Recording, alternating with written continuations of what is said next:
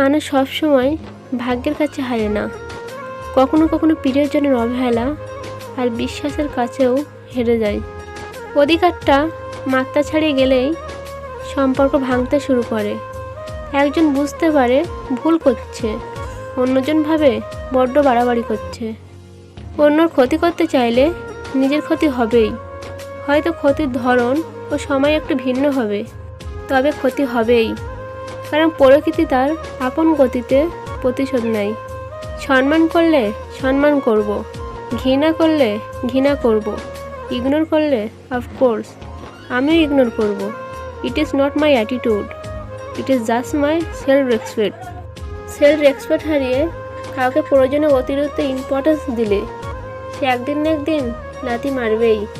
Compromise সব কিছুর সাথে করো, তবে সেলফ রেসপেক্ট এর সাথে না।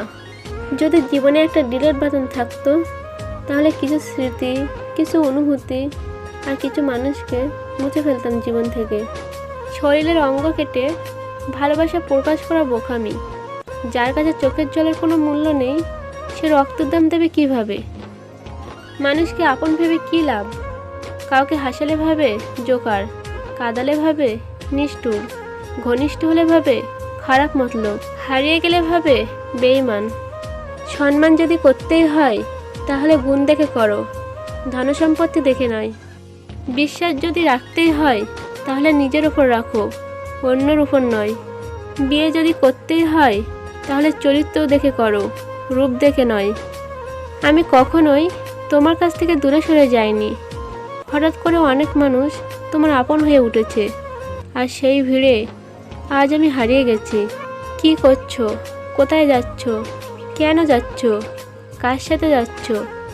তোমার ফোন ওয়েটিং কেন? কার সাথে কথা বলছিলে? এগুলো সন্দেহ নয়, প্রিয়জনকে হারিয়ে ফেলার ভয়। এটাই সত্যিকারের ভালোবাসা।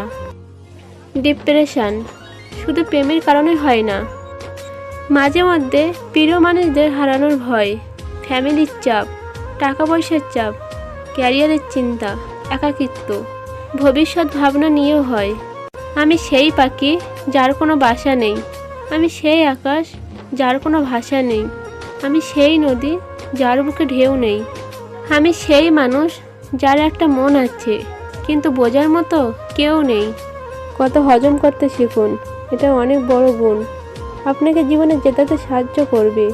কখনো তর্কে জিততে যাবেন না, এটা সময়ের অপচয়। আপনাকে যারা বিশ্বাস করে না তাদের চিন্তা বাদ দিন, নিজেকে বিশ্বাস করুন। নিজের প্রতি বিশ্বাস আপনাকে সবার মাঝে বিশ্বাসী করে তুলবে।